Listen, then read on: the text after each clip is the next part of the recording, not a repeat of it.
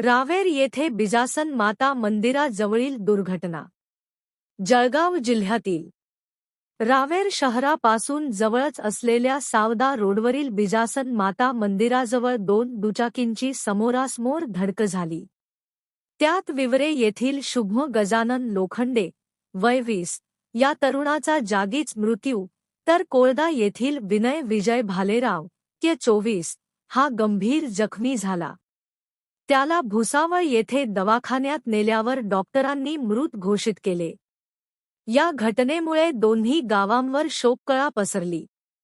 शुभ गजानन लोखंडे हा विवरा येथून आजी सुमित्राबाई लोखंडे यांना दुचाकीवर बसवून रावेरला दवाखान्यात घेऊन जात होता.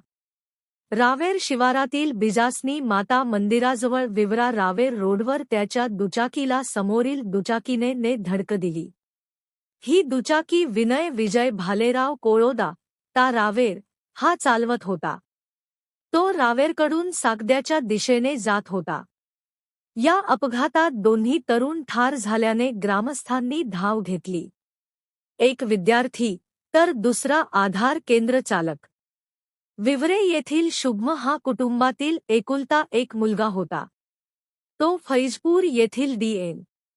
कॉलेजमध्ये BCAचे पहिल्या वर्षाचे शिक्षण घेत होता. वडील शेतकरी असून पीठ गिरणी चालवतात.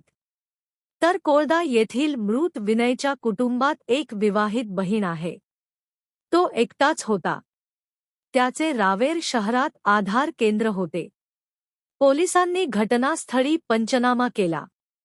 या घटनेमुळे दोन्ही गावात शोककळा पसरली होती.